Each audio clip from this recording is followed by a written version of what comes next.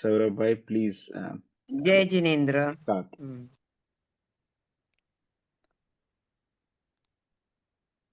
जय जिनेन्द्र सभी को। हाँ, सबको जय जिनेन्द्र। कैसे चल रही है आप लोगों की पढ़ाई? जय जिनेन्द्र एवरीबॉडी। जय जय। जिनेन्द्र मधु जी। आवाज नहीं आ आप रही है। आवाज आ रही है आपको सभी को? हेलो, हाँ, आवाज हाँ, नहीं आ रही। किन यहाँ की पे आवाज तो नहीं? सुनाई दे रही है। हाँ हेलो, हाँ Madhu ji, we can hear you.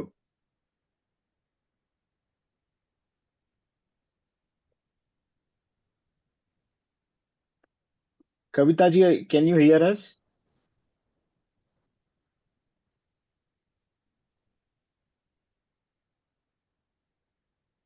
Hello, हाँ मधु जी, हेलो, आवाज आ रही है आपको?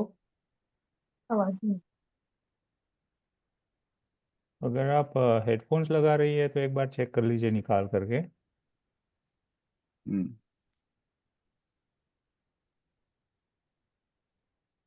कविता जी, कैन यू कंफर्म अगर आपको सुनाई दे रहा है क्या?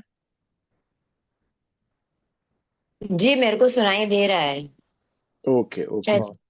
ओके। जी।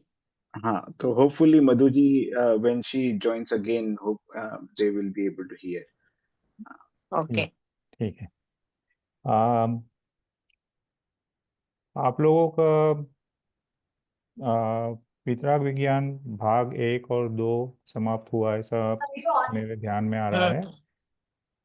तो इनके रिलेटेड आपके कोई शंका है तो आप पहले पूछ सकते हैं, तो हम उसको ले लें। और आपको ये दोनों जो पार्ट्स है, भाग 1 और भाग 2, ये पढ़ते हुए या इनको मैडम से सुनते हुए कुछ ऐसे विशिष्ट समझ आई हो, ऐसे कोई भाव आए हो, तो वो भी आप यहाँ पर बता सकते हैं, तो बाकी के लोगों को भी उससे लाभ हो सकता है। तो हम 5-10 मिनट देते हैं उसके लिए। अगर किसी का कोई प्रश्न नहीं है या कोई अपने जो अपनी अनुभूति है उसका प्रकट नहीं करते हैं आप, तो फिर हम आगे चलेंगे।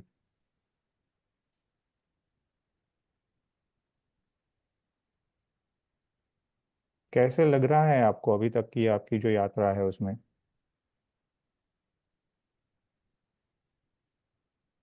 अच्छा लग रहा है। सेशन। हाँ, अच्छा हम्म। लग रहा है।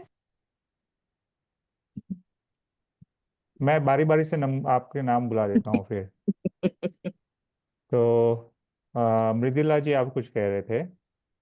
हाँ, अच्छा लग रहा है, क्लैरिटी बहुत है।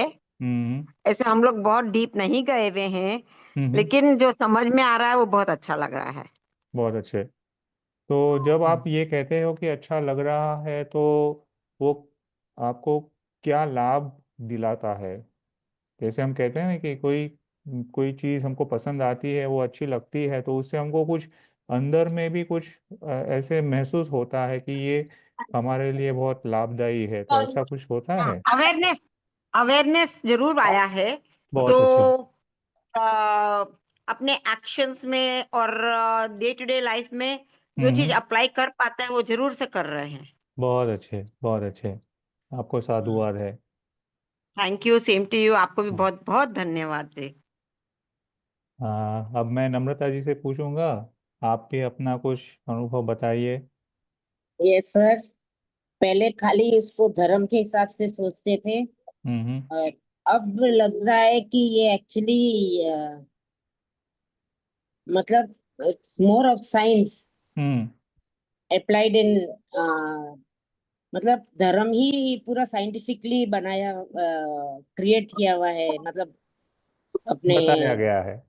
हाँ, हम्म। हर चीज में। हम्म। पहले तो सब सुनते ही थे कि भाई ऐसे पानी में मतलब छोटी सी बात है कि भाई हम्म। वो जर्म्स है, सब अपन तो समझ लेते थे। हम्म। बट अभी सब प्रूव हो रहा है, तो अपने मतलब काफी कुछ आगमों में सब कुछ लिखा हुआ है, बट हम लोग एक्चुअली मेन चीज है अपन समझ नहीं रहे ना, हम्म। तो जानते नहीं है, इतना ज्यादा है।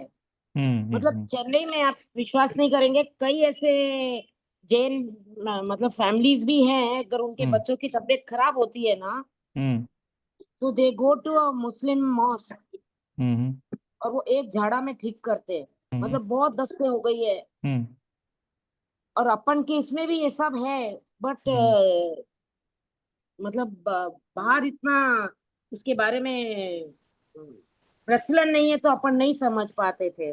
बिल्कुल। ऐसा मेरा थिंकिंग है सर। प्रॉब्लली शुरुआत है। और जैसे जैसे अपन, अब आप आगे हाँ, बढ़ोगे तो आपके वो यस, जो समझ है वो निश्चित रूप में वो उसमें कुछ ना कुछ चेंज आएंगे ही आएंगे। एक बात थी सर, जैसे आप माला फेर रहे हैं, जैसे हम्म आदिनाथ दादा का माला फेर रहे हैं, हम्म तो पहले मैं वो मतलब पालिताना की मूर्ति को याद ध्यान में रख के करती थी, हम्म लेकिन अभी जैसे पढ़ रहे हैं तो ऐसे लगता है कि ना अपने में देखो, मतलब वो कैसे अपने आप को कैसे उस चीज में इन्वॉल्व जैसे करना है आपको। है। इन्वॉल्व करना है अपने आप को उसमें। हाँ, तो क्या, जैसे माला फेर रहे हैं तो अटेंशन डाइवर्ट होता ही है, हम्म उस चीज कंसंट्रेशन के लिए वैसे करते थे। हम्म तो कैसे ये करना।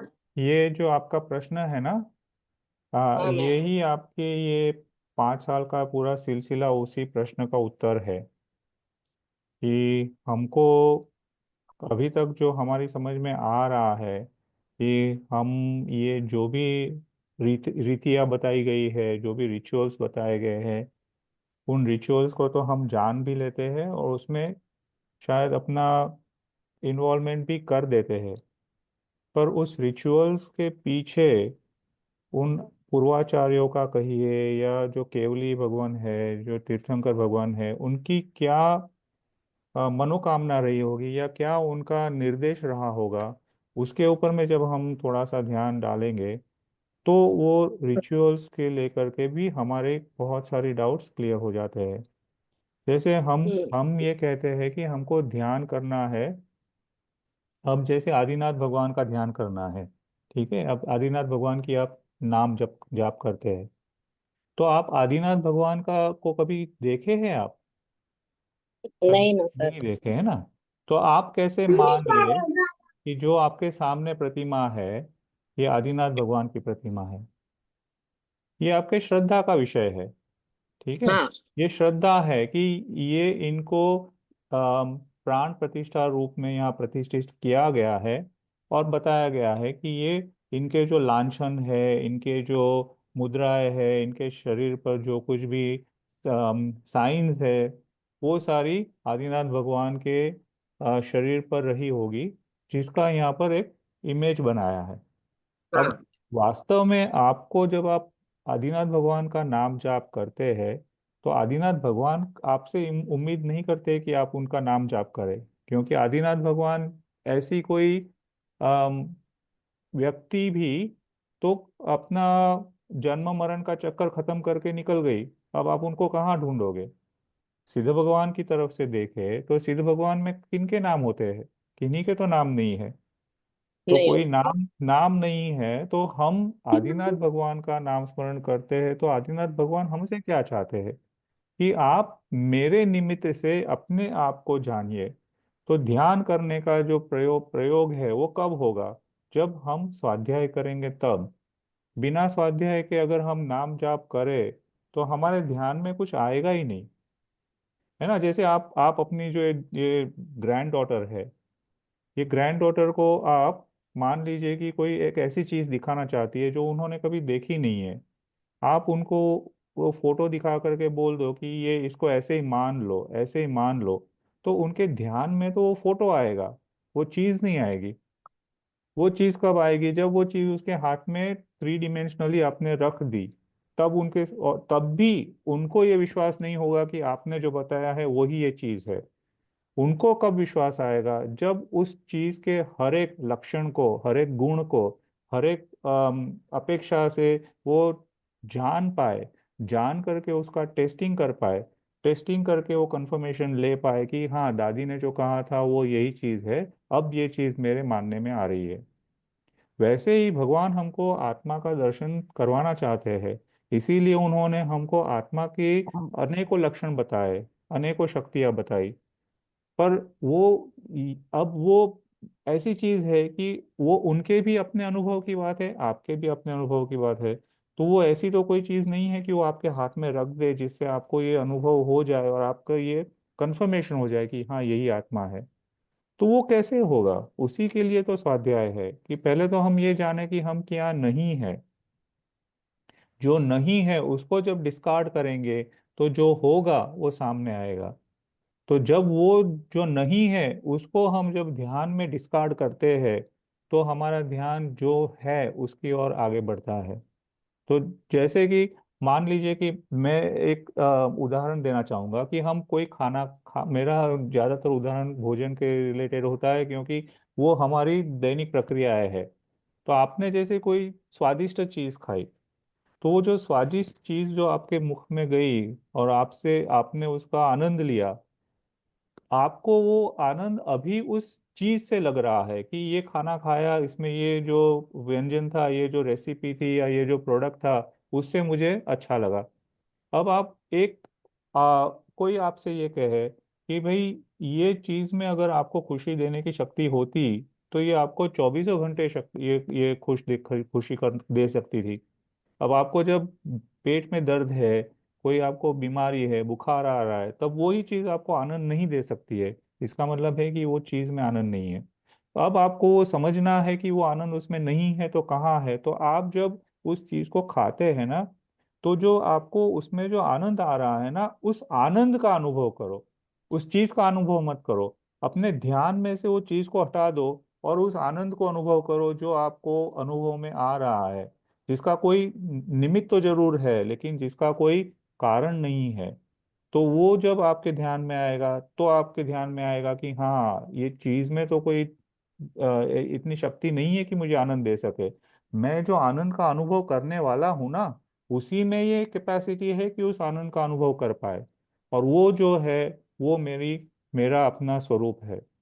तो ये कोई ऐसी चीज नहीं है कि जो एक दिन में हो जाए। इसको कई जन्म भी लग सकते हैं, लेकिन आपने अभी शुरुआत की है। तो ये शुरुआत की है, तब आप अपने आप से प्रश्न करें कि मुझे अगर ये माला फेरनी है तो आदिनाथ भगवान की फेरनी है, महावीर भगवान की फेरनी है, शांतिनाथ भगवान की फेरनी है, तो मैं किन की फेर रहा हूँ? जो अभी अस्तित्व में भी नहीं है, जिनका कोई नाम भी नहीं है। तो वो मुझसे क्या चाहते हैं? तो उसके लिए मुझे स्वाध्याय करना है कि उन्होंने मुझे क्या कहा, किस अपेक्षा से कहा, किस तरह से मुझे उसको अपनी बुद्धि में, किस तरह से अपनी योग्यता के अनुसार उसका इंटरप्रिटेशन करना है। और उस इंटरप्रिटेशन के ऊपर में मैं और ध्यान करूं कि उसको ध्यान करना माने कोई मेडिटेटिव पोज नहीं है, पर उसके ऊपर में अपना लक्ष्य, अपना फोकस इस तरह से रखे कि उस समय में दूसरी कोई भी चीज बनती हो बात आसपास में, उसमें आपका मन नहीं भ्रमित हो। है ना? तो आप जब माला फेरते हैं उस समय में भी अगर आप वो माला फेरते फेरते भी अगर आप संसार की बात सोच रहे हैं, तो वो तो आपके कोई लाभ का ही नहीं है, कोई फायदा नहीं है। ध्यान में आ रहा है Namrata ji? Yes sir. Actually बच्चों की आवाज इसलिए मैं वॉइस म्यूट करके रखी थी। No problem, no problem. समझ में आ रहा है। अब स्वाध्याय स्वाध्याय का डिटेल्ड मतलब स्वाध्याय इज व्हाट कि अपन अपने जैन धर्म की किताबें पढ़े। ये तो शुरुआत है। जैसे आपको कुछ जैसे कोई अभी आप इंडिया का माहौल देख रहे हैं। अभी यहाँ जहाँ पर भी जो कुछ भी परेशानियां हो रही है, वहां पर उनको क्या निर्देश दिया गया कि आप अपने घर से बाहर नहीं निकले। अब वो घर से बाहर नहीं निकले तो घर में करे क्या? तो घर में जब रहेंगे तो घर की जो भी मर्यादा के अंदर में जो कुछ भी काम होना है वो काम होगा। तो बाहर का काम नहीं करना है, इसीलिए घर का काम करना है। वैसे ही जब तक हम बाहर की दुनिया की सारी सामग्रियों से हम अपना मन पीछे ना हटाए, तो हम अपने अंदर में कैसे जाए? तो बोले कि अगर आपको आपका समय कहीं अच्छी तरह से निकालना है तो आप ये जो सामाजिक किताबें हैं या सामाजिक जो साहित्य है, उनको छोड़ करके आप जैन शास्त्रों को पढ़िए। जैन शास्त्रों को पढ़ोगे तो आपको अपनी जो योग्यता है उसमें कुछ न कुछ परिवर्तन की अपेक्षा है। तो उसमें आपके भाव थोड़े से और नरम होंगे। आपको जो बाहर की चीज़ों में जो रुचि होती है, इंटरेस्ट होता है, वो धीरे धीरे कम होता जाएगा। तो क्योंकि आपको अब एक सच्चाई आपके सामने दिखाई दे रही है, तो ये आपकी शुरुआत है। अब यहाँ पर जैसे जैसे पढ़ते जाओगे, अब उसको केवल पढ़ लिया, उसको केवल सुन लिया, तो उसमें कुछ लाभ नहीं होगा। आप मैडम से लेक्चर सुनिए, आप किन्हीं पंडित जी से लेक्चर सुनिए, आप किन्हीं विद्वान से लेक्चर सुनिए, या आप स्वयं तीर्थंकर प्रभु से लेक्चर सुनिए। अगर आपके अंदर में कोई उसके लिए विचार करने की या चिंतन करने की अपेक्षा नहीं बनती है, तो वो सारी चीज जो है आपके कोई लाभ की नहीं है। तो वो आपको प्रोमोट करेगी कि हाँ, ये मैंने सुना है, ये मैंने पढ़ा है, इसको मैं थोड़ा सा और खुलासा करना चाहूंगी, और खुलासे से पढूं, इसके और भी किताबें देखूं, और भी अलग अलग लोगों से सुनूं, तो मेरा उसका जो खुलासा है वो और भी क्लैरिटी तक ले जाएगा। ये सब होने के बाद में तो आपका स्वाध्याय शुरू होता है, जिसको हम भाव स्वाध्याय कहेंगे। कि अब ये आपको मेडिटेशन में लाएगा कि अब हाँ, अब इतना इसके अंदर में मेरा मन उलझ गया है कि मुझे अब बाहर की दुनिया से कोई इंटरेस्ट ही नहीं बन रहा है। किनका क्या हो रहा है, कहाँ क्या हो रहा है, मुझे खबर भी नहीं है। मैं तो इसी पढ़ाई में अपने आप को ढूंढ रही हूँ। तो अब आपका स्वाध्याय शुरू होगा, है ना। तो शुरुआत इससे होगी कि आप जो हमारे साहित्य, हमारा जो शास्त्र है, अलग अलग शास्त्रों से आप, आगमों से, शास्त्रों से आप, उनके उनके निमित्त से आप अपने जो समझ है उसको और थोड़ी थोड़ी क्लियर करते चले जाइए।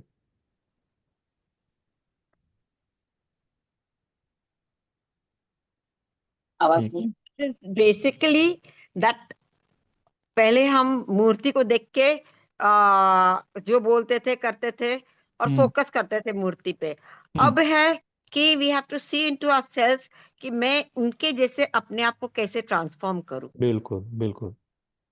तो आपने बराबर से सुई वहीं पर ला करके रखी है जहाँ ये होनी चाहिए। आपकी समझ इतनी क्लियर होने लगी है, तो ये आपको, आपकी जो कैपेसिटी है, आपकी जो एलिजिबिलिटी है, उसको और भी बढ़ाती है।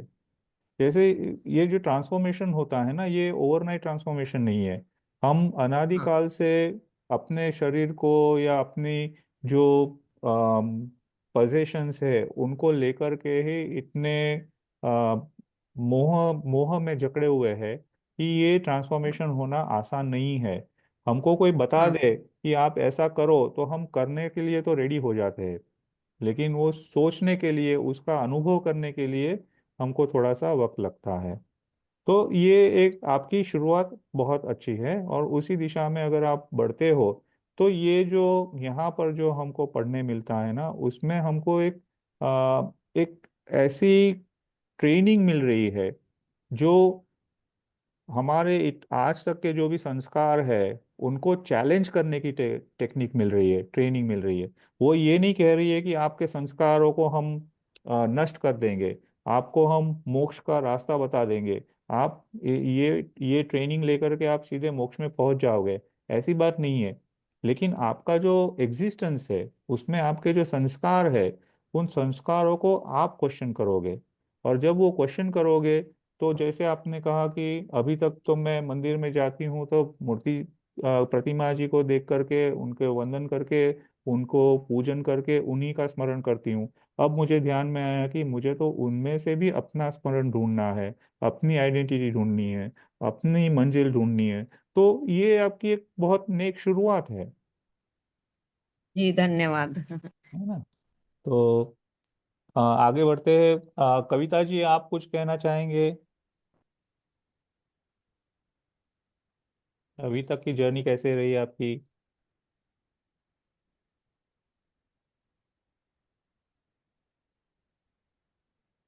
प्रीति जी कुछ कहना चाहेंगे? जय जिनेन्द्र। जय जय हिंद। जिनेन्द्र। मैं तो ये बोलूंगी कि जब से मैंने ये ज्वाइन किया है, I was very busy due to different things, but ये है कि जब भी मौका मिलता है ट्राई करती हूँ कि उसको सुन लूँ, लेक्चर्स को सुन लूँ, ऑफलाइन ऑनलाइन जो भी है वो भी। बट ये है कि जब से ये लेक्चर सुनने शुरू किए तब से बहुत सारी चीज़ों का खुलासा हुआ है जो कि पहले नहीं मानती थी, जैसे छठावश्यक है, सात तत्व है। सुना था इन सब चीज़ों का, पर इनके बारे में मालूम नहीं था कि क्या है ये सब कुछ। और द बहुत बेस्ट थिंग मेरे को ये अच्छा लगा कि जैसे मैम समझाते हैं ना कि जैन को, जैन फिलोसफी को जैनिज्म के हिसाब से बताना, किसी सेक्ट के हिसाब से नहीं बताना, वो that is the best thing actually, the way she answers everything and clarifies everything, that's mind blowing. Because मेरा भी हमेशा ये रहता था कि महावीर भगवान को हम सबने बांट क्यों दिया अपने अपने तरीके से, बिल्कुल पर जब वो समझाती हैं, that is the best answer, I get it. And बहुत धीरे धीरे ये लगता है कि धीरे धीरे चीजें समझ में आ रही है क्यों होती है। अब ये पूजा पाठ भी करते हैं तो उनके पढ़ के उनके भाव आते हैं, पहले वो पढ़ लिया चलो पूजा हो गई ठीक है, पर अभी बराबर भाव के हिसाब से आने लगे कि क्या कह रहे हैं उसमें, क्या उनका अ, मतलब है, उन लाइनों का मतलब क्या है, वो चीज समझ में बिल्कुल आने लगी है। तो मन भी प्रसन्न हो जाता है जब आप पूजा करते हो तो एकदम से हम्म भाव आते हैं वैसे, तो हम्म अच्छा लगता है। तो मैं इसको बहुत शॉर्ट ही रखूंगी अभी, इतना ही। बहुत जय अच्छे बहुत अच्छे बहुत अच्छे। डॉक्टर अमर सिंह जी, आप कुछ कहना चाहेंगे?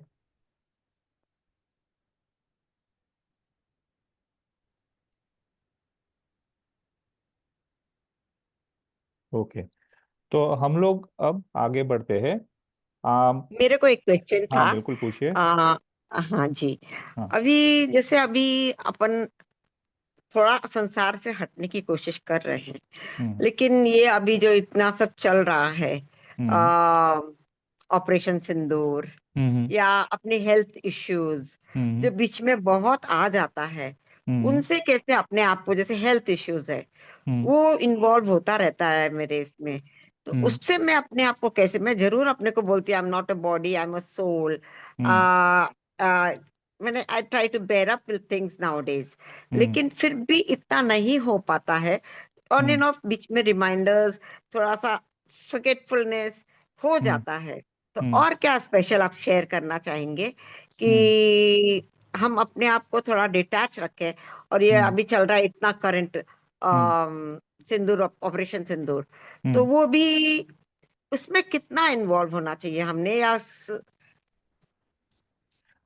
देखिए, अगर आप अभी तक की आपकी जो ये वितराग विज्ञान की यात्रा को अगर आप समझ पाए हैं, तो हम्म, आपको एक ध्यान में ये बात आएगी कि कोई भी जीव जो है, चाहे वो संसार का जीव हो या सिद्ध का जीव हो, उसका जो मूल स्वभाव है, उसका जो बेसिक नेचर है, वो है फ्री माइंडेड है।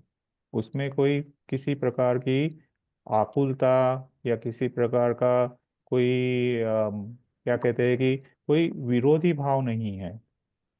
वो तो उसका उसका जो अस्तित्व है वो ही सहज है, नेचुरल है। उसके अंदर में कोई भी विकार नहीं है, माने कोई भी करप्शंस नहीं है, कोई भी उसके अंदर में कोई मिलावट नहीं है। अब किसमें आप बोल रहे हैं? किसी भी जीव में, श्लोक कोई भी जीव जो है, जीव में? संसारी हाँ। जीव कहो या सीधा जीव कहो, ठीक है। हाँ अब ये हमको दिखाई क्यों नहीं देता है? क्योंकि ये हमारी मान्यता का प्रॉब्लम है। जैसे मान लीजिए बिलीव। कि आप आप आज की ये आपने जो प्रश्न किया है, आज के समाज के रिलेटेड है कि अभी ये जो ऑपरेशन सिंदूर शुरू हुआ, ठीक है। अब अगर जी। आप ये सोचे कि इस देश में जितने भी जनसंख्या है, उनमें जी। हमारे मतलब संसार में जो घूम रहे हैं लोग, जो फंसे हुए लोग हैं, उनके अलावा भी संसार से बाहर में बसे हुए लोग भी हैं। जैसे जैन मुनियों, आचार्य मुनि वगैरह होते हैं, तो अन्य धर्म में के भी जो साधु संत वगैरह होते हैं वो होते हैं। तो अगर आप उनकी मेंटालिटी को आप कोशिश करेंगे समझने की, तो उनके लिए ये सारी जो गतिविधियां हो रही है, ये संसार का प्रोसेस है, ये एक नेचुरल प्रोसेस है। तो उनको जी। उसमें कहीं पर भी कोई आपत्ति नहीं है, कोई आकुलता नहीं है। कौन जीतेगा, हम्म, क्या होगा, किसका क्या होगा, मेरा अस्तित्व होगा भी या नहीं होगा, इसकी कोई आकुलता नहीं है। क्योंकि उनको ये ध्यान में आ रहा है कि जिस आकुलता का वो अपने आप को शिकार मानते हैं, वो तो अपने मन मन की उपज है, बाहर में तो कुछ भी नहीं है ना। जिसको हम संसार मानते हैं, वो संसार तो अपने भीतर में है। बाहर में जो कुछ भी दिखाई देता है वो हमारा संसार नहीं है। हम जैसा चाहते हैं वैसा बाहर में दिखाई देता है, इसीलिए हम उनको अपना संसार मानते हैं। तो जब आप ये बात को मान ले कि मेरा स्वभाव तो सहज रहना है, मुझ में आकुलता आने की कोई संभावना नहीं है, तो मैंने शायद ये आप लोगों से शेयर किया था भी या नहीं मुझे याद नहीं है। पर मेरा जो ये 4 साढ़े 4 साल का जो परमागम का निचोड़ है वो ये है कि उसने मुझे, इस पढ़ाई ने मुझे निर्भय कर दिया कि मैं अस्तित्व के रूप में कभी भी नाशवान नहीं हूँ। चाहे हम उनको अलग अलग फिलॉसफी से कहे, चाहे वेद से कहे, चाहे अन्य दर्शन से कहिए, कोई भी तो ये कहता है कि आत्मा तो हमेशा ही नित्य है। तो हम्म, फिर मुझे भय किस बात का, मुझे आकुलता किस बात की। तो ये जो आकुलता या भय जो है ना, ये मेरी अपनी उपज हम्म, है। मैं ये सोचता हूँ कि मैं ये जन्म से निकल जाऊंगा, यहाँ पर मेरी मृत्यु होगी तो मेरा क्या होगा, क्योंकि आगे की तो मैंने देखी नहीं है। और देखी नहीं है, जो देखी नहीं है उसका ही भय होता है, जो देखा गया है उसका तो स्वीकार ही होता है। तो जी जब मन में ये आए कि ये सहज होना चाहिए, ये भी मुझे अपने आप को रिमाइंडर भी नहीं करना है मुझे कि ये बीमारी जो है ये मेरी है। वहां पर भी जब मैं ये कहूँ कि बीमारी भी मेरी नहीं है, जिस बीमारी को मैं अपनी मानता हूँ, वो मेरी अभी की जो भूमिका है, अभी का जो मेरा स्टेटस है, अभी का जो मेरा एग्जिस्टेंस है, उसमें एक छोटी सी दाग के रूप में है, जो मैंने ही भूतकाल में अनजाने में ये जब मैं नहीं जानता था, मैं नहीं जानती थी, तो मैंने ऐसे दाग लगा दिया। अब वो दाग का जी जब उदय हुआ तो बात बन गई। तो अब मुझे उसको स्वीकार करना है कि हाँ, मैंने अपनी गलती की थी, अब मेरी गलती सुधर गई है, अब मुझे कोई तकलीफ नहीं है। तो उसके बाद में वो आपके मन के बाहर निकल जाएगा। तो उसको ये नहीं करे हम कि मुझे संसार से दूर जाना है, मैं संसार में फंसा हूँ। ये समझना है कि संसार मुझ में फंसा हुआ है, मैं संसार में नहीं फंसा हूँ, संसार मुझ में फंसा हुआ है। और ये मेरी गलत मान्यता है, इसकी वजह से मैंने संसार को अपने आप में फंसा लिया। तो जब आपके मन में ये समझ क्लैरिटी के साथ आ जाए कि मेरे अंदर में जो फंसा हुआ संसार है वो मैं नहीं हूँ, तो उसके बाद आप कुछ भी करें। आप चाहे 24 घंटे समाचार भी सुने कि ये क्या हुआ, आप 24 घंटे अपने परिवार का भी ध्यान रखें, संसार का भी ध्यान रखें, फिर भी आपका मन उसमें नहीं लगेगा, फिर भी आपको उसमें सुख नहीं दिखाई देगा, फिर भी आपको उसमें आनंद नहीं दिखाई देगा। क्योंकि जो आनंद है उसका आपने झरना देख लिया, आपने सोर्स देख लिया। तो हाँ इसीलिए आपको अगर याद होगा, अगर आप पहली क्लास में थी मैडम के, तो उन्होंने 12-15 सेंटेंसेस लिखवाए थे पॉजिटिव एनर्जी के लिए, यस हाँ है ना। तो ये क्यों दिया था कि जब भी ऐसी घटना बने तब भी आपके मन में यही हो कि मैं ये नहीं हूँ। I am the one who is whose nature is of happiness, I am happy, I am क्या कहते हैं कि आई एम वाइज। तो उन्होंने जो 10-12 सेंटेंसेस दिए थे वो आपके ध्यान में जी आए, तो आपको ध्यान में आएगा कि ये तो मैंने जो गलत मान्यता रखी हुई थी, मैंने जो गलत अपेक्षाएं रखी थी, वो मुझे इस संसार में दिखाई दे रही है, जिसकी वजह से मैं परेशान हूँ। वो मुझे ये बीमारी के रूप में दिखाई दे रही है, इसीलिए मुझे परेशानी है। पर वो बीमारी जो है वो भी अपनी जगह सही है, और जो उसके पार जाने वाला जो मैं हूँ वो भी अपनी जगह सही हूँ। तो आपको अंदर से एक उस बीमारी के लिए भी कोई बुरा भाव नहीं आएगा, क्योंकि अपने ये कहते हैं कि किसी को भी अ, मना करना कि ये मुझ में ना आए, ये भी आर्त ध्यान है। और आर्त ध्यान जो है वो कभी भी आपको मोक्ष के रास्ते पर नहीं ले जा सकता। तो जो अच्छा आ रहा है, एक्सेप्टेंस रखो उसका एक्सेप्टेंस करो कि एक्सेप्टेंस। ये मैं हूं नहीं, ये मेरे साथ है। आप ट्रेन में अच्छा। जाते हो, ट्रेन में आपके साथ से यात्री भी होते हैं, वो आपके मैं नहीं हो जाते, आप उनके मैं नहीं हो जाते हो। आप उनके साथ घूमते हो, आप उनके साथ चलते हो, आप उनके साथ यात्रा करते हो, लेकिन अपना स्टेशन आता है, वो अलग हो जाते हैं, आप अलग हो जाते हैं। वैसे ही ये सारी भी जो जो उलझने हैं, ये भी अपना स्टेशन आएगा, ये भी चली जाएगी। अब वो जब चली जाएगी तब नई उलझने ना आए, उसके लिए क्या करना है? तो वो उलझन को भी सहयात्री बनाओ, उसको अपना स्वभाव नहीं बनाओ। अपने स्वभाव में मत रखो उसे। उसे ये समझो कि ये तो मेरी सहयात्री है, मैंने ही इसको बुलाया। अब जब इसका समय होगा ये निकल जाएगी, मेरा समय होगा मैं निकल जाऊंगी, बात खत्म। जी, है ना? तो बहुत अच्छा समझाया।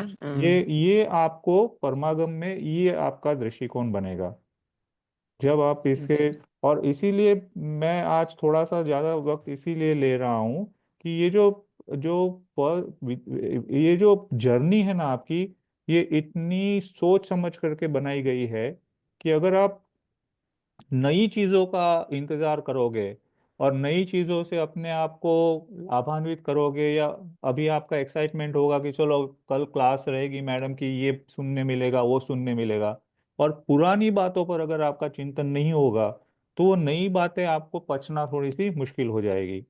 तो हमको हम्म। ये करना है कि वीतराग विज्ञान एक से मुझे क्या लाभ हुआ, मेरी समझ में कितना आया।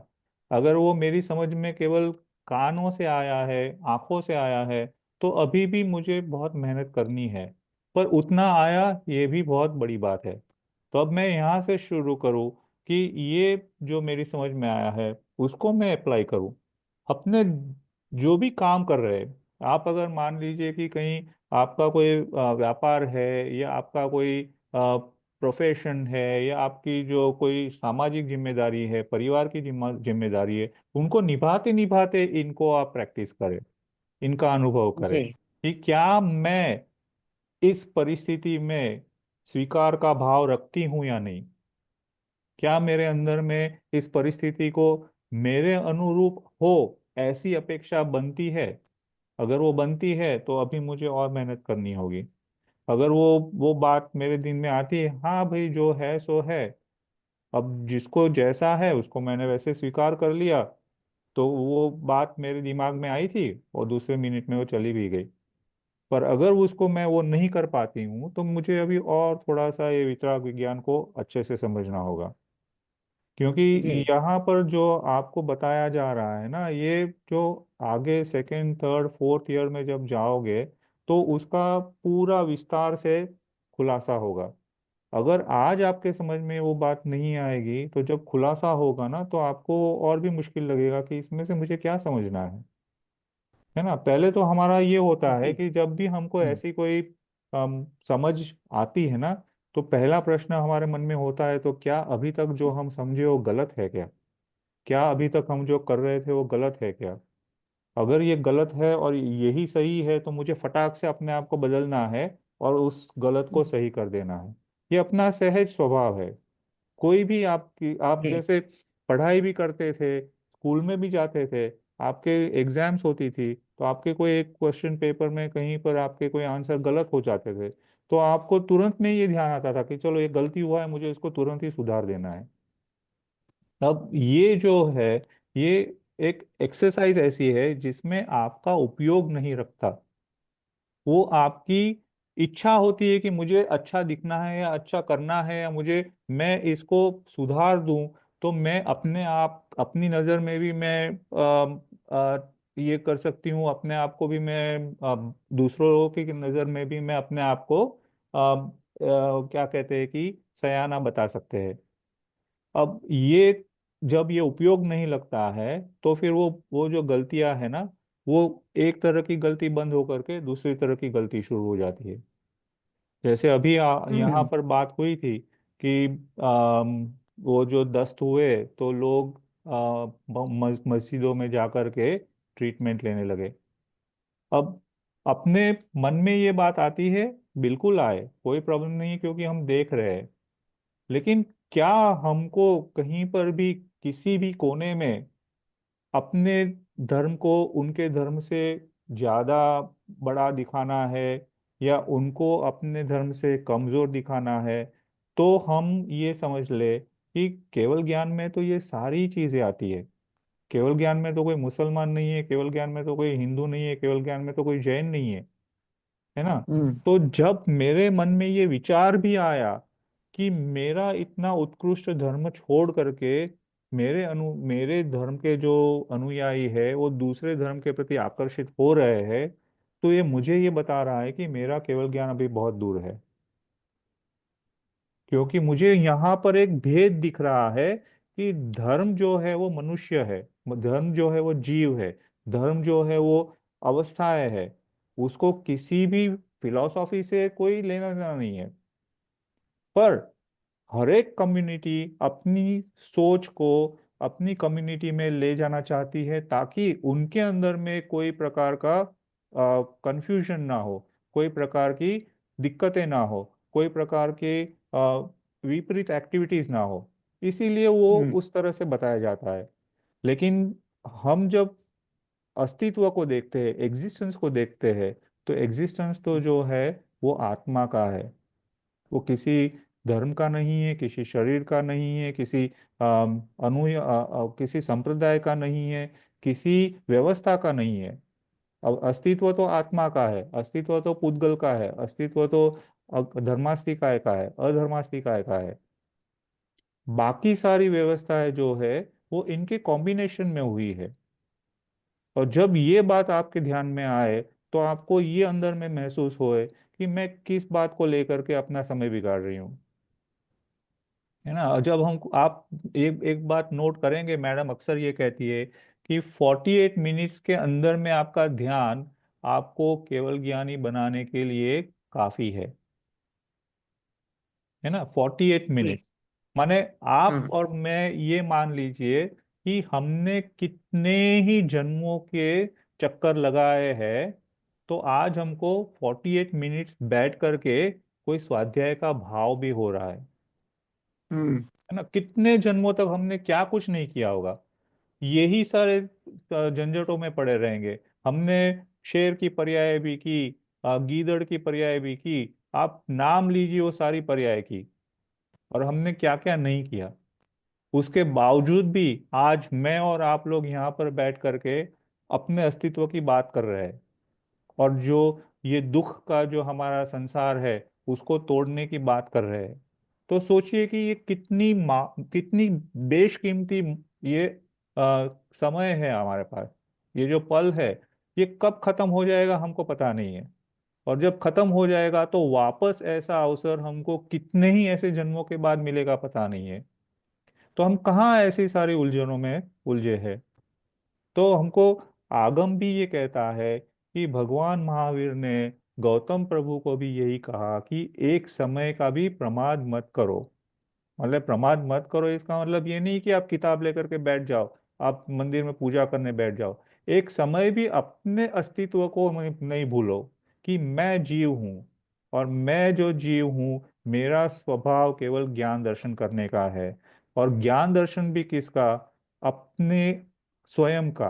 कि मेरे अंदर में अभी संसार की दृष्टि से जो विकार आ रहा है, जो अलग अलग ख्याल आ रहे हैं, जो ऐसे गलत विचार आ रहे हैं, उनके प्रति भी मैं एकदम से अलर्ट हो जाऊं कि ये भी मैं इसका केवल ज्ञाता हूँ, इसको भी मुझे धीरे धीरे अलग करना है। तो जैसे वो सहज में अलग हो जाए वही मेरा पुरुषार्थ रहेगा, है ना।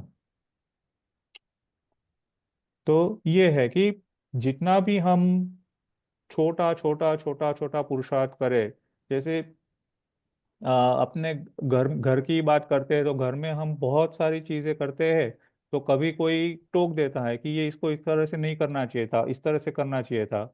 तो अगर वो अपने चहेते हैं तो हम उनकी बातों को, उनके सुझाव को स्वीकार करके चीज को अलग से करते हैं।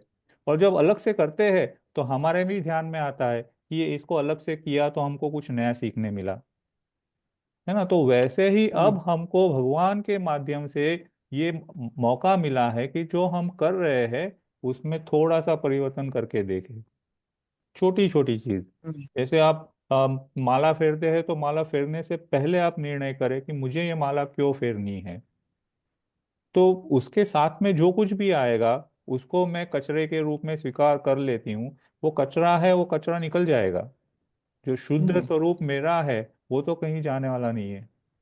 अगर मैं कहीं रोड पर पे भी चलती हूँ, बाजार में जाती हूँ, कुछ खरीदने जाती हूँ, तो भी मैं ये देखूं कि मैं किस तरह से जा रही हूँ, मैं क्या बात कर रही हूँ, मैं मेरे मन में कैसे ख्याल आ रहे हैं, मुझे किस चीज की अ, आसक्ति हो रही है, किस चीज का मुझे खिंचाव हो रहा है। अपने आप को जब ये देखना शुरू करेंगे तब पता चलेगा कि ये जो कुछ भी क्रियाएं की थी उसका हम एनालिसिस कर सकते हैं कि ये जरूरी भी है या नहीं जरूरी है। तो उसमें से कितनी बिन जरूरी चीजें हैं वो अपने आप हटनी शुरू हो जाएगी, है ना। तो ये आपका इससे आपको लाभ ये मिलेगा कि जितना आप उसमें अपने आप के प्रति अलर्ट हो जाओगे, उतना आपको आगे आगे जैसे चलोगे तो आपको एक नया रास्ता दिखेगा, एक ऐसी अ, अनुभूति आएगी, एक ऐसा एक्सपीरियंस मिलेगा जो आपको लगेगा कि आज मुझे एक्सपीरियंस क्यों मिला। अगर 10 साल पहले, 20 साल पहले, 25 साल पहले मिल जाता तो मेरा कल्याण हो जाता।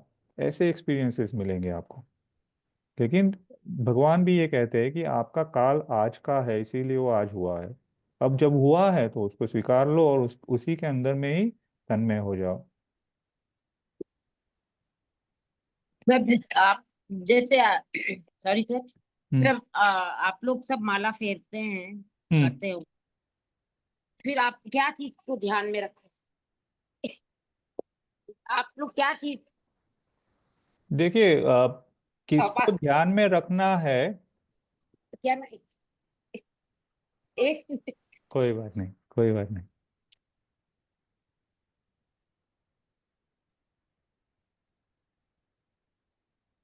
बोलिए सर, सॉरी। हाँ। किसको ध्यान में रखना है वो तो आपका स्वाध्याय नक्की करेगा ना। जैसे आज मैंने पढ़ा कि मैंने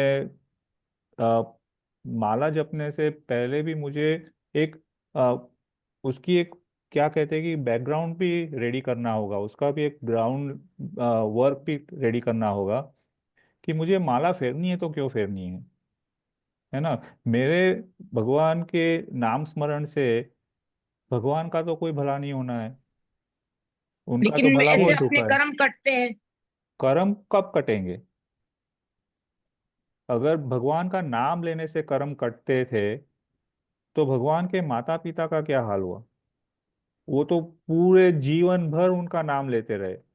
आप अपने बेटे का नाम लेते हो, पोते का पोती का नाम लेते हो, तो लेते हो ना, पूरा दिन भर लेते हो। अगर नाम स्मरण से अगर कर्म कटना हो जाता तो इनका भी मोक्ष हो जाता, है ना। तो ये नहीं है कि नाम नहीं लेना है। अभी मैं प्राइमरी लेवल पर हूँ, अभी मुझे वो ध्यान का जो एक क्या कहते हैं कि एक स्टेट आना चाहिए, वो स्टेट आ नहीं रहा है।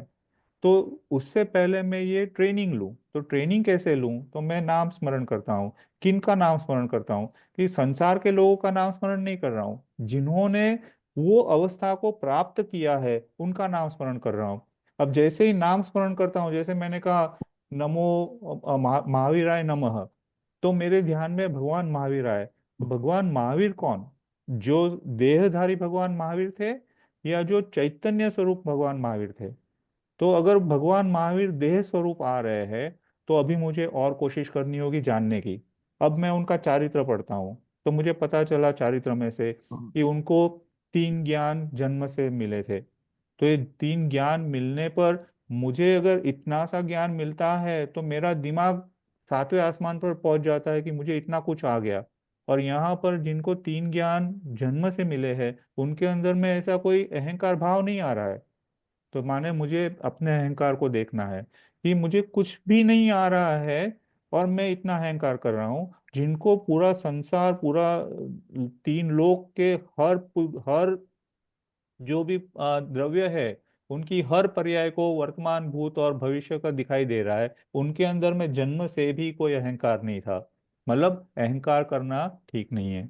अब जब मैंने अपने अहंकार को देखा और धीरे धीरे मेरी समझ में आया कि अभी तो मुझे और रास्ता नापना है, उसके बाद मैंने और पढ़ा कि भगवान महावीर ये कहते हैं कि अहिंसा परमो धर्म। तो अब अहिंसा को मैंने कैसे मानना है? तो छोटी छोटी चीजों में मैं ये पानी का व्यय कर देता हूँ, बिना जरूरत बिजली शुरू कर देता हूँ, बिना जरूरत चलने चला जाता हूँ, बिना जरूरत वाहन का उपयोग करता हूँ। तो यहाँ पर ये जीव की हिंसा हो रही है। अब जिनका नाम स्मरण कर रहा हूँ वो मुझे बता रहे हैं कि ये हिंसा तुम्हारे उपयोग की नहीं है, तो क्यों कर रहे हो? तो अब वहां से शुरू करूँ। अब मैंने ये नियम लिया कि भाई मुझे जितना जरूरी है उतना पानी लूंगा और पानी नहीं लूंगा, जितनी बिजली की आवश्यकता है उतनी बिजली लूंगा और नहीं लूंगा, जितने भोजन की आवश्यकता है उतना भोजन लूंगा और नहीं लूंगा। तो ये क्यों हुआ? क्योंकि मैंने भगवान महावीर का चरित्र पढ़ा और उनके नाम स्मरण से मुझे ये ध्यान में आया। अब जब ये सब हो रहा है ना, तब मेरा जो पहले वाला स्वभाव था जिसके वजह से कर्म आ रहे थे वो धीरे धीरे बदलने लगा। अब जो मैं कहूँ कि उनका नाम स्मरण लेने से मेरे कर्मों का क्षय हुआ, तो वो अब होगा। अगर वो उनके नाम लेने से क्षय होता तो संसार में कितने ही उनके व्यवहार रहे होंगे, कितने माता पिता बने होंगे, कितने भाई बहन बने होंगे, कितने पत्नी पुत्र बने होंगे। क्यों उनका मोक्ष नहीं हो रहा है? वो भी तो नाम ले रहे थे, है ना? तो नाम लेने की ये हमको जो विधि बताई है वो ये है कि आप इनके चरित्र का स्वाध्याय करो, और जब उनका नाम स्मरण करो तो उनके चरित्र से आप भी दो चीज अपने में अपनाइए। अब अगर आपको ये ध्यान में आता है कि मुझे आधा घंटा पढ़ना है, आधा घंटा टीवी देखना है, तो आधा घंटा ही टीवी चालू रखूं, 24 घंटे क्यों रख रही हूँ? तो ये नाम स्मरण का आपको ये लाभ हुआ कि अब आपके ध्यान में आया कि ये टीवी में भी जीवों की जो हिंसा हो रही है और साथ साथ मेरे भावों का भी जो पतन हो रहा है वो भी धीरे धीरे कम होने लगा। अब जब वैसे भाव नहीं आएंगे तो वैसा आश्रय नहीं होगा, तो हमारे सात तत्व संबंधी जो भूल है वो हमारी ध्यान में आएगी, है ना? तो ये आप जब नाम स्मरण करते हैं, आपको किन्हीं का भी स्मरण नहीं करना है कि मैं किसका स्मरण करूं। मेरे सामने जो प्रतिमा है उनका स्मरण करूं, भगवान महावीर का जैसा मैंने चरित्र पढ़ा था वैसा स्मरण करूं, भगवान महावीर को जैसे संसार बताता है वैसे स्मरण करूं? नहीं। ये तो बहुत ही बेसिक है कि जैसे जूनियर केजी होता है ना, उसमें ये शुरू होता है।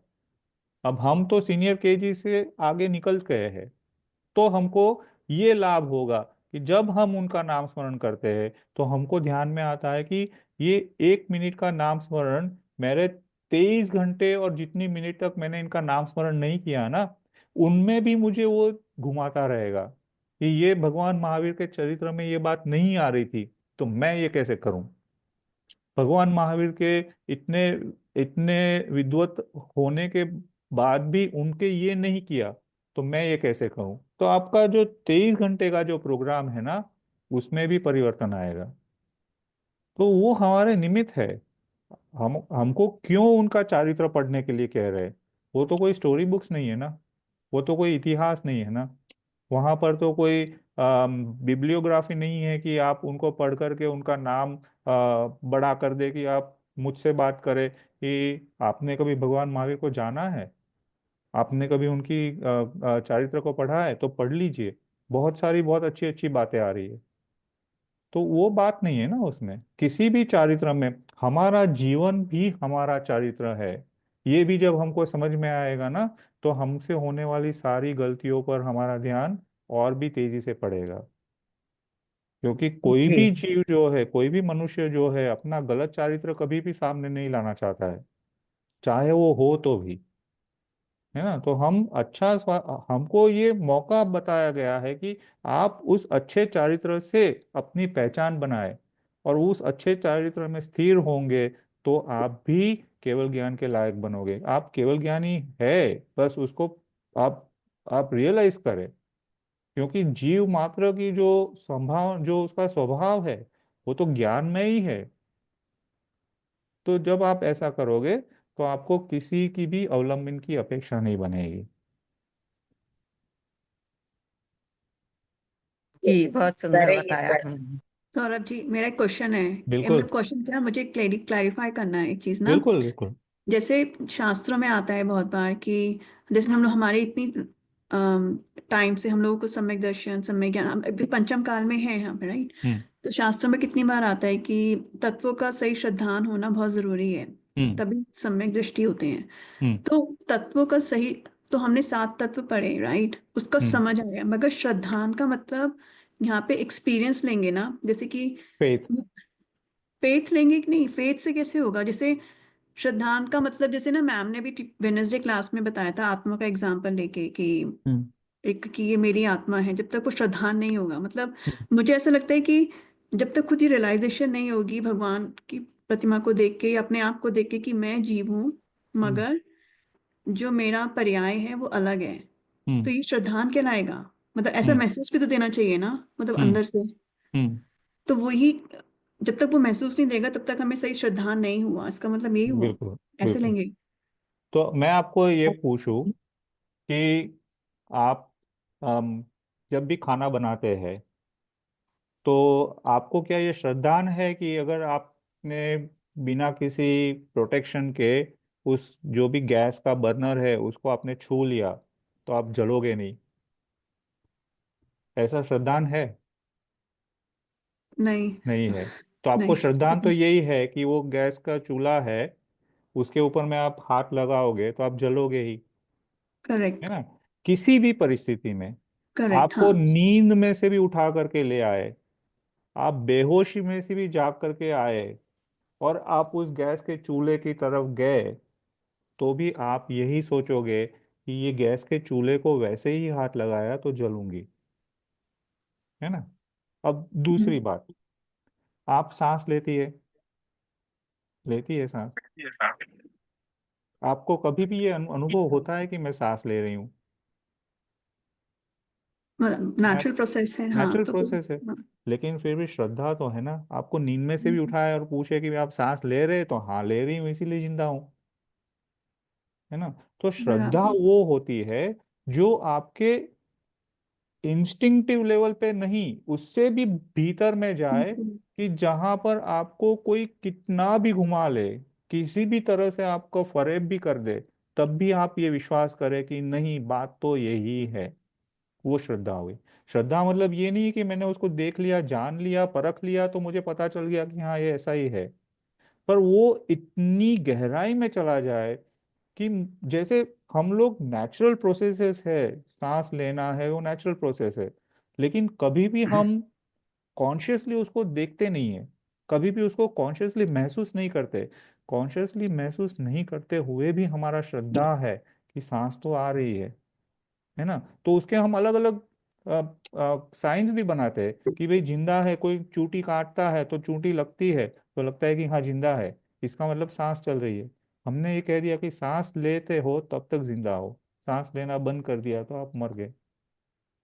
तो ये श्रद्धा जो है एक नवजात शिशु में भी होती है, अभी भी जन्मा हुआ बच्चा है उसमें भी ये श्रद्धा होती है कि वो सांस ले रहा है, और वही श्रद्धा जो आखिरी सांस लेने वाला व्यक्ति है वो भी उसमें ये श्रद्धा है कि ये सांस जा रही है, यही मेरा अंत आ रहा है। माने इस हमको श्रद्धा को उस अपेक्षा से देखना है कि हम ये कह तो रहे हैं कि सम्यक दर्शन होना चाहिए, आत्मा का अनुभव होना चाहिए, लेकिन क्या हमको एक नेचुरल जो प्रोसेस है उसके अंदर में भी इतनी दृढ़ श्रद्धा है कि इसके अलावा कुछ हो ही नहीं सकता? हम्म। आप अब मान लीजिए कि आज की सिचुएशन में मैं कहूँ कि कोई व्यक्ति है उसको कैंसर की बीमारी है, तो उसको कैंसर की बीमारी जो है वो उसको परेशान करती है या उसकी मृत्यु परेशान करती है? परेशान उसको, इसकी जो एंजाइटी है वो किस किस वजह से है? मृत्यु कैंसर की किसको रिजल्ट। मृत्यु की हाँ। वजह से, है ना? तो अब कैंसर की जो बीमार व्यक्ति है उसके भी मृत्यु तो निश्चित है, और जिनके कैंसर नहीं है उनके भी मृत्यु निश्चित है। दोनों ही केस में निश्चितता तो है, हम्म। पर जो जिसमें कैंसर नहीं है उसका श्रद्धा ये है कि मैं सांस ले रहा हूं तब तक मैं जिंदा हूं, और जिसके कैंसर है उसकी ये श्रद्धा है कि ये बीमारी के कारण से मैं अपने जीवन का निर्वाह ठीक से नहीं कर सकता हूँ, उसको लिविंग ठीक से नहीं कर पाता हूँ, तो मेरा मृत्यु निश्चित है।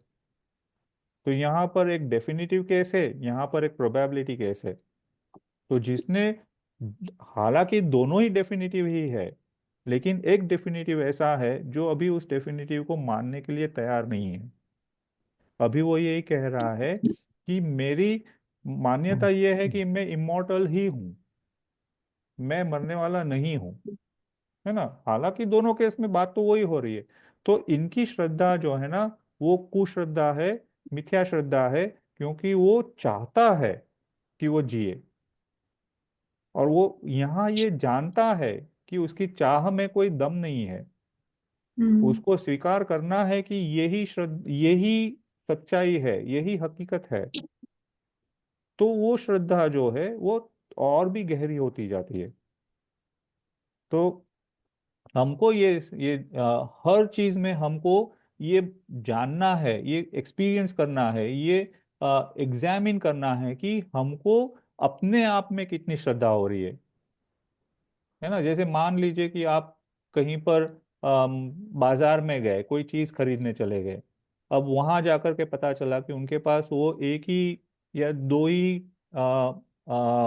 मात्रा में थी, या दो नंबर्स में थी उनके पास, और आपसे आगे की क्यू में किसी दो लोगों ने वो ले ली। अब आपको उसकी बहुत जरूरत थी। उस समय में आपने ये सोचा कि काश मैं थोड़ी सी जल्दी आती तो मुझे मिल जाती। और क्या मैं उम्मीद कर सकती हूँ कि जिन्होंने ली है वो उनको जरूरत नहीं करके वो वापस रख दे तो मुझे मिल जाए। मतलब वो चीज के लिए इतनी चाह है कि आप अपनी जो अवस्था है, अपनी जो स्टेट है, स्टेट ऑफ माइंड है, वो भी आप कॉन्शियसली नहीं देख पा रही है। आपके दिमाग में वही बात आ रही है कि वो चीज मिल जाए, चीज मिल जाए, चीज मिल जाए, चीज मिल जाए, लेकिन वो हो नहीं रहा है। तो आप उसके लिए एंग्जाइटी हो जाइए, आपके अंदर में हो गई। और वो जो एंग्जाइटी है वो ही श्रद्धा का किलर है। तो जब आपकी श्रद्धा ये हो कि वो जो भी हो, मेरे मिलना है तो मेरे मिलेगी, नहीं मिलना है तो नहीं मिलेगी, लेकिन मुझे एंग्जाइटी नहीं होनी चाहिए, क्योंकि वो मेरा नेचर नहीं है। तो हर चीज में जब आप इसको अप्लाई करते चले जाओगे, तो एक समय ऐसा आएगा कि वो आपको गहराई तक ले जाएगी। तो आप क्वेश्चन कर पाओगे कि ऐसा मुझे हुआ भी क्यों। थैंक यू सौरभ जी, बहुत अच्छा ध्यान आ रहा है ना। ओके। और किन्होंने भी, हाँ हाँ डॉक्टर अमन सिंह जी हाँ, ने। उन्होंने भी हाथ रेस किया था। आप भी प्रश्न पूछ जय सकते। जिनेन्द्र सर, जय इसी जिनेन्द्र। बात को मैं इसी बात को मैं आगे बढ़ाऊं सर। बिल्कुल बिल्कुल। आपकी जो नीड है हम्म या urgency of your requirement of product है, हम्म इसलिए आपकी वो इच्छा रहती है कि मेरे को कैसे भी मिल जावे। हम्म क्या ये हमारी सोच वाजिब है या ठीक नहीं है? देखिए, पहली बात तो ये है कि आप कौन सी अपेक्षा से इनको लेना चाहेंगे, उस पर है।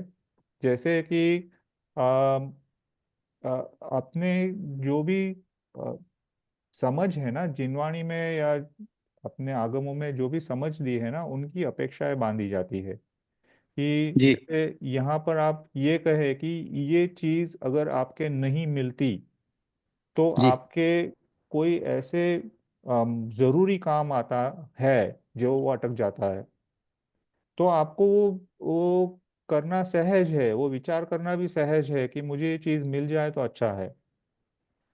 पर मैं इसी बात को हम्म ये जो प्रोडक्ट एक मार्केट वाली कोई हाँ एडिबल वगैरह, उस प्रोडक्ट के बजाय जैसे अर्जेंट मेडिकेशन की कोई बात है कि मेरे हाँ को तकलीफ है, हम्म फिजिकल तकलीफ है और उसके लिए अर्जेंट मेडिकेशन है, वो हम्म शॉर्ट सप्लाई में है और मैं चाहता हूँ कि मेरे को मिल जावे, तो हम्म वो मेरी एक्सपेक्टेशन या डिजायर वाजिब है या नहीं है?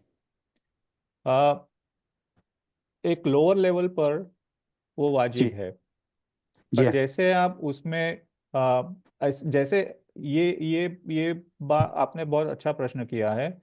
ये जी आपको और गहराई में अगर ये सोचने के लिए ले जाए कि जी भाई, आ, मान लीजिए कि आप ये शॉर्टेज में आपको वो मिल भी जाती है। जी अगर आपके मन में कहीं पर भी इतना भी ख्याल आ जाए कि मैं ये जी कैसा स्वार्थी जीव हूँ कि जी जिसको शायद ये और ज्यादा जरूरत होती थी, उसकी बजाय जी मैंने ये अपने मांग ली। तो आप राइट एक कदम और बढ़े आगे। फिर बराबर आपने आगे सुना कि भाई जी बहुत सारे ऐसे छोटे बच्चे थे जिनको ये औषध मिल जाती, ये दवाई मिल जाती, तो वो जी बच भी जाते। तो आपको जी लगता कि मैंने कितना बड़ा अनर्थ कर दिया, तो आप और एक कदम आगे बढ़े। तीसरा, जी आपने ये सोचा कि ये दवाई मिलने पर भी गारंटी तो नहीं है ना कि मेरी बीमारी दूर हो जाएगी, राइट है ना। ये तो मेरे अनुभव में आ रहा है कि ये दवाई लेने से मेरी बीमारी ठीक हो सकती है, लेकिन गारंटी कौन दे रहा है? दवाई बनाने वाला भी नहीं दे रहा है, डॉक्टर भी नहीं दे रहा है, भगवान भी नहीं दे रहे। तो जब ये गारंटी नहीं है, तो मैं किस अपेक्षा से ये गारंटी लेकर के मैंने ये इच्छा प्रकट की? आप एक जी कदम और आगे बढ़े। फिर उसके राइट बाद में आपके मन में ये ख्याल आया कि अच्छा, मैं भला भी हो जाता, मेरा जी अच्छा भी हो जाता, तो मैं अपना आगे का कदम कहाँ रखता? अगर वो पाप के रूप में ही लगना था, तो मैंने तो जी वो जीवन बचा करके भी पाप ही बढ़ाया ना। राइट तो फिर वो क्या उचित है या नहीं है? तो अगर मैं ये कहूँ कि मुझे पुण्य के रास्ते में बढ़ाना है, मुझे धर्म के रास्ते में बढ़ाना है, मुझे मोक्ष मार्ग के रास्ते में बढ़ाना है, तो भगवान तो ये कहते जी हैं कि तुम ये सब कुछ भी कर लो, ये तुम्हारे जी किसी भी काम का नहीं है। तुम्हारा तुम्हारे काम का अगर कोई चीज है, तो तुम्हारी जी श्रद्धा है, तुम्हारी समझ है, तुम्हारा जो चिंतन है, तुम्हारा जो स्वाध्याय है, वो तुम्हारे काम आएगा। शरीर तुम्हारे काम ज्यादा नहीं आएगा। तो फिर क्यों इसकी फिक्र करते हो? तो आप एक कदम और आगे बढ़े। फिर आपने जी सोचा कि जब ये औषध इस शरीर का कुछ कर पाए, तो भी ये शरीर मेरा क्या कर पाएगा, ये तो मैं नहीं जानता हूं। तो जी मुझे अपना ठीक मुझे करना है, शरीर की अपेक्षा से नहीं करना है, शरीर के माध्यम से नहीं करना है, शरीर के उपयोग से नहीं करना है। मुझे तो अपना अपनी तरफ से करना है। तो उसमें भी फिर आपकी और थोड़ी सी चिंतन और गहराई में जाएगा।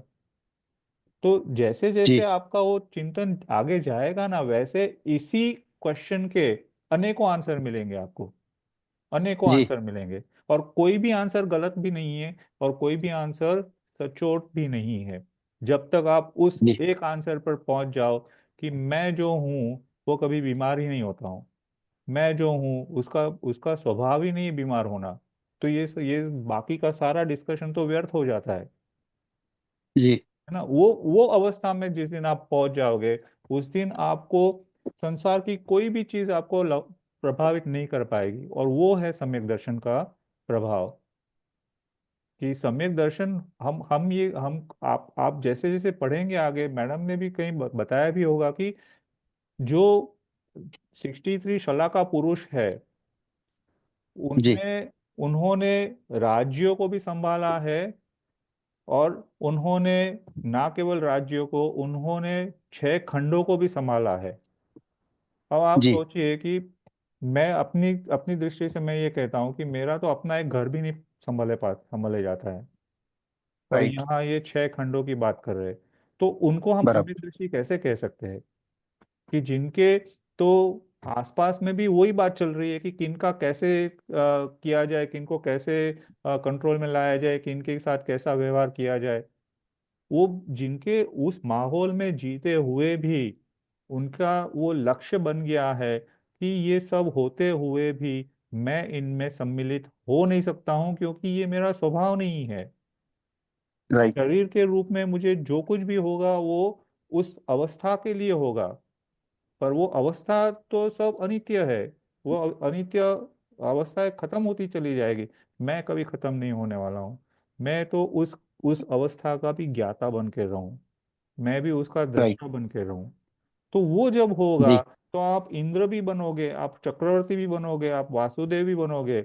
लेकिन आपसे कोई भी क्रिया नहीं हो रही है, आप किसी हिंसा के सहभागी नहीं है, आप किसी भी विषय वासना के सहभागी नहीं है। आप केवल ज्ञाता दृष्टा है ना। तो ये हमको सिखाता है कि कैसे हमको परिस्थितियों को एनालाइज करना है, कि अपने आप को एनालाइज करना है। कहीं ये मेरी स्वार्थ बुद्धि नहीं है, कहीं ये मेरी लोभ वृत्ति नहीं है, कहीं ये मेरी लालच तो नहीं है, कहीं ये मेरा क्रोध तो नहीं है, कोई कषाय भाव तो नहीं है जो मुझे ये सब करने के लिए प्रेरित कर रहा है। तो वो भी अभी की भूमिका में आएगा, और उसको आते हुए भी देखना है। जब जब आप उसको रिस्पॉन्स करना बंद कर दोगे, वो अपने आप चला जाएगा। हम रिस्पॉन्ड करते हैं। अब मैं आपको एक प्रश्न पूछूंगा कि हम जो भी बातचीत करते हैं ना, तो वो बातचीत में जो शब्दों का हम आदान प्रदान करते हैं, तो वो क्या वो शब्दों में इतनी शक्ति है कि हमारे अंदर में कोई भाव क्रिएट करे? है है? अगर वो तभी शब्दों में इतनी शक्ति होती, तो आप जिसको यूं कहिए कि भले शब्द है, किसी के अच्छाई के लिए कहे गए हैं, किसी को समझाने के लिए कहे गए हैं, वही व्यक्ति उनको सुन करके आपसे दुश्मनी मोल ले, ऐसा क्यों होता है? इनकी समझदारी कम रहने से। क्योंकि वो शब्दों में वो शक्ति नहीं है, वो भाव जो है ना, उनका आपके साथ में जो भाव है कि ये कुछ भी करे, मुझे इनकी बात नहीं सुननी है। वो अच्छी भी बात करे ना, तो मुझे नहीं सुननी है। वो माने कर्म भी ये हो कह सकता है। रहे हैं कि शब्दों को, उनका जो प्रयोग है, या उनका जो उनकी जो स्ट्रेंथ है ना, वो बहुत लिमिटेड है। वो केवल भावों को भावों से जोड़ने का माध्यम है। ये जब हम कर्म भी तो हो सकता है, हाँ, ये कर्म वही भी है तो ना, है अपना। कर्म है, इसीलिए तो ऐसे हो रहा है ना। क्योंकि वही वही हमको वो कमजोरी दिखा रहा है। अब अगर हम उस कर्म को लेकर के हम बात करें कि अब जैसे मान लीजिए कि कोई व्यक्ति चाइनीज में बात कर रहा है, लैंग्वेज में। अब मुझे चाइनीज आती नहीं है, वो जो कुछ भी बोलेगा ना, मुझे लगे अगर वो मुझे चाइनीज लैंग्वेज पसंद नहीं है ना, तो मैं ये कहूंगा कि ये जो कुछ भी बोल रहा है ना, मेरी मजाक कर रहा है, या मुझे गाली दे रहा है। क्योंकि मैं वो मेरा ध्यान कहाँ है कि ये व्यक्ति जो बोलने वाला है ना, उसको मैं कितना पसंद करता हूँ, उसके लिए मेरे क्या भाव है। वही कोई आदमी जो मेरी भाषा में, मेरी समझ में बात आए, उसमें वो मुझे गाली भी देता हो, तो मैं कहूंगा कि भाई मुझे ये गाली एक्सेप्ट करनी ही नहीं है, तुम चाहे कितना भी बोल लो। तो मुझे वो, मेरे पास ऑप्शन बनता है कि मैं उसे एक्सेप्ट करूं या ना करूं। क्योंकि मेरा उस समय में भी भाव ये है कि ये जो व्यक्ति मुझे गाली भी सुना रहा है ना, कहीं इसमें भी इनके मन में कहीं भलाई का विचार है, कि मेरा कुछ ये सुन करके ये गुस्से में जो गाली प्रकट हो रही है, कहीं वो मुझे ये समझाने की कोशिश कर रहे हैं कि भाई सुधर जाओ, तुम सीधी बातों से नहीं सुधरते हो, तुम्हें गाली देकर के ही सुधरना पड़ेगा। मतलब उन शब्दों में अगर वो शक्ति होती, तो मैं उस जो दूसरी भाषा में बोली गई बातें हैं, उनको मैं गाली के रूप में क्यों देखता हूँ? और जहां पर मेरी समझ में आने वाली बात में गाली दे भी बकी जा रही है, बोली जा रही है, तो मैं उसको क्यों अपने सुधार की अपेक्षा से ले रहा हूँ? तो ये है कि हम जिनसे प्रभावित होते हैं, जिनसे हमारा व्यवहार जैसे होता है, उस तरह से हमारा उनके साथ में जो आदान प्रदान है, जो भाषा का भी जो प्रयोग है, वो उस तरह से होता है। तो जिनवाणी में भी भाषा के रूप में केवलियों का जो भाव है, वो हम तक आया। अब हम भावों को पकड़ करके रखेंगे तो केवली तक नहीं पहुंच पाएंगे, शब्दों को पकड़ कर रखेंगे तो केवली तक नहीं पहुंच पाएंगे। तो इसीलिए ये जो भी शब्द आते हैं ना, उनको आप सर्च करिए गूगल पर कि ये शब्द आए कहाँ से। और ये जब ये शब्द कहाँ से आए ये पता चलेगा, तो इनको कहने का उनका भाव क्या था वो पता चलेगा। और जब वो भाव पता चलेगा, तो वो शब्द एक तरफ रह जाएंगे, और हमारा उनसे जुड़ान हो जाएगा, भावों में जुड़ान होगा। वही हमारा पर्पस है जीवन में, शब्दों में जुड़ना नहीं है। वो तो जी। हमारी बहुत बेसिक, क्या कहते हैं कि तैयारियां है, कि जैसे बच्चे को ABCD सिखाया जाता है, वैसे हमको भी सिखाया जाता है कि हमको ये सूत्रों को पढ़ना है, इनको समझना है, नाम जाप करो, पूजा पाठ करो। ये फंडामेंटल बेसिक शुरुआत है। पर उनमें जो शब्दों का उपयोग हुआ है, वो अगर हमको उन केवलियों से, उन तीर्थंकरों से, उन आचार्यों से जोड़ता नहीं है भाव के रूप में, तो उसका मतलब है कि कहीं हमारी समझ में ही कुछ कमजोरी है। कमी। ये जो डिस्कशन तो वो प्रीवियस कंटेक्स्ट में किया सर। मेरा हाँ एक दूसरा जो पूछना था, आपने बिल्कुल। बोला कि केवल ज्ञान किसी धर्म संप्रदाय से रिलेटेड नहीं है, किसी को भी हो सकता है। एम आई बिल्कुल राइट सर? बिल्कुल हैव आई अंडरस्टूड? बिल्कुल। जी हाँ। तो अब जो हिंसा हिंसा अहिंसा का जो अपना जैन दर्शन का जो एक स्ट्रॉन्ग पिलर है, वो दूसरे धर्म संप्रदाय में जब वो एक पिलर नहीं है, तो किस तरह से इसको अपन इक्वल माने? बिल्कुल, आपका बहुत ही रेलेवेंट क्वेश्चन है। अब जैसे जैसे आप आगे पढ़ोगे ना परमागम में, तो आपको पता चलेगा कि हिंसा का वास्तविक अर्थ क्या है। हम जी जिनको हिंसा कहते हैं, जैसे कोई भी जो कम्युनिकेशन होता है ना, जो भी लैंग्वेज ऑफ कम्युनिकेशन होती है ना, उनमें जी अपनी दो अपेक्षाएं होती है। एक अपेक्षा जिसको हम द्रव्य की अपेक्षा कहते हैं, एक अपेक्षा भाव की अपेक्षा कहते हैं। द्रव्य जी माने जो हमारे सेंसरी परसेप्शंस होते हैं, इंद्रियों से जो हमको ज्ञान हो रहा है, जो बाहर की चीजों का ज्ञान हो रहा है, वो द्रव्य जी परसेप्टिव है। और उससे हम क्या समझ पाए, उसका हमने जी कैसे अनुभव किया, वो भाव पर्सपेक्टिव है। अब जी जैसे हिंसा जो है ना, किसी भी धर्म में हिंसा को सपोर्ट नहीं किया गया है, किसी भी धर्म जी में। हम जो वास्तविक रूप में जो देख रहे हैं ना, वो ये जी है कि जो इंटरप्रिटेशन हो रहा है, उस जी इंटरप्रिटेशन को जब हमने भौतिक स्वरूप में, फिजिकल फॉर्म में देखना शुरू किया, तो हमको जी लगा कि यहाँ ये हिंसा हो रही है, यहाँ ये हिंसा नहीं हो रही है। जी जैसे अ, जब हम भेद विज्ञान पढ़ेंगे, जैसे उसमें डिटेल में पढ़ेंगे, तो हमको समझ में आएगा कि हमको भेद विज्ञान करना किसका है। आत्मा और शरीर का तो बहुत सूक्ष्म, बहुत स्थूल भेद विज्ञान है। आत्मा में जी जो ज्ञान हो रहा है ना, वो ज्ञान का राग के साथ में जो कनेक्शन है, वो भेद विज्ञान में आएगा। और उससे भी ऊपर जब जाएगा कि ज्ञान में जो ऑब्जेक्ट ज्ञान में झलक रहे हैं ना, उनसे भी जो ज्ञान हो रहा है, उनका जो भेद विज्ञान होगा, वो ही हमारा सच्चा स्वरूप बताएगा।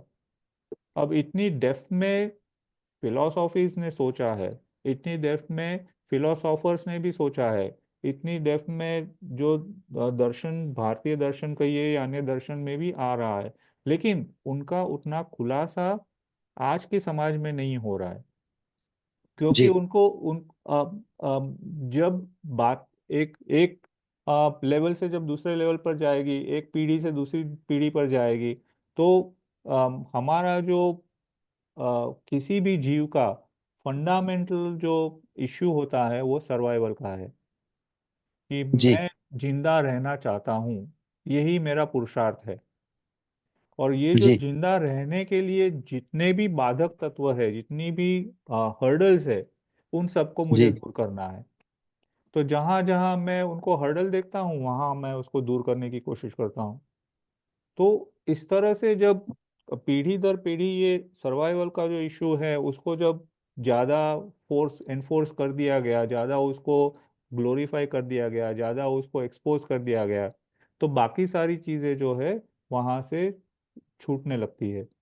अब फिर क्या जी होता है कि आधा पकाया हुआ ज्ञान आपके सामने पेश कर दिया, तो आपको तो यही लगेगा कि हाँ, यही बात सही है। अब मैं आपको एक उदाहरण दूंगा कि जी क्रिश्चियन फिलॉसफी में जब जीसस क्राइस्ट का, जब उनका वध हुआ था, क्रॉस पर लगाया गया था, जी तो क्रिश्चियनिटी ये कहती है कि ये हमारे गुरु का को मार दिया गया। तो उनके जी 40 दिन पहले तक से वो लोग एक फेस्टिवल तो नहीं कहेंगे, एक रिचुअल को पालते हैं, जिसको लेंट कहते हैं, जिसमें वो अगर उपवास कर सके तो उपवास करे, अगर उपवास नहीं कर सके तो अपनी जितनी भी चहीती चीजें हैं, उन सभी चीजों को वो त्याग दे। जी और उन 40 दिनों में उनको पूरा वेजिटेरियन बनना पड़ता है, नॉनवेज उनके बनता नहीं है या खाया भी नहीं जाता है। अब जी आप ये सोचे कि उनको भी ये बताया गया था कि भाई जिनको आप भगवान मानते हो, जिनको आप अपने भगवान का दूत मानते हो, वो भी नॉनवेज को चाहते नहीं थे। जी तो आप उनके नाम से भी आप 40 दिन तक नॉनवेज छोड़ने के लिए तैयार हो सकते हो, तो आप अपने जी जीवन भर के लिए क्यों नहीं हो सकते हो? लेकिन वो संस्कार आगे नहीं बढ़े क्योंकि उतना चिंतन नहीं हो पाया। हमारा जो श्रमण परंपरा का जो चिंतन है वो और गहराई में गया कि मनुष्य, कोई भी जीव है, उसका दुख का कारण क्या है। तो जब ढूंढते ढूंढते ढूंढते ढूंढते जब वो निष्कर्ष तक पहुंचे कि दुख का सबसे बड़ा कारण यही है कि जीव अपनी जो सच्चाई है उसको नहीं जानता, और वो अज्ञान अवस्था में जो कुछ भी हो रहा है उसी को सच्चाई मान करके उसके पीछे पीछे दौड़ता है। तो इसीलिए जब सच्चाई की बात हुई तो उन्होंने इसको सूक्ष्मता से बताया कि आत्मा का जो स्वभाव है वही उसकी सच्चाई है। अब उसके जी बाद में उसको जब द्रव्य से उसको जीना भी पड़े, जब उसने कुछ कर्म का बंधन किया है तो जब तक वो खत्म नहीं हो जाए तब तक उसको संसार में जीना पड़ेगा। तो संसार में जी जीना है और उसको उस आत्मा का जो सच्चाई का जो स्वरूप है वो पहचानना भी है, ताकि वो संसार में और दिन नहीं जिए। इसीलिए ये सारे ही नियमों दे गए कि भाई जहां जहां आपको आपकी आत्मा का विस्मरण हो, आप भूल जाओ कि आत्मा, आपकी आत्मा ये है, उस सारे कामों से आपको धीरे धीरे धीरे अलग हटना है। तो उसमें फिर उन्होंने बताया कि भाई ये जो आप हिंसा करते हो ना, ये हिंसा आप इसीलिए करते हो कि आप अपने स्वरूप को नहीं पहचान पाते हो, इसीलिए आप दूसरे में चले जाते हो। जब आपको ये पता नहीं चलता है कि मैं ये शरीर मात्र नहीं हूँ, मैं इस शरीर से भी अलग हूँ, तब तक आप क्या है कि जो बाहर की व्यवस्था है उसको गड़बड़ा रहे हो। इनको मार दिया, उनको मार दिया। अब आपको अ, पता हो या नहीं मुझे नहीं पता है, पर संसार में एक मनुष्य ही ऐसा जीव है जिसको 24 घंटे भूख लगती है। और उसको आप देखें कि उसको भूख लगती है कैसे, कि उसको भूख भी नहीं लगे फिर भी भूख लगती है।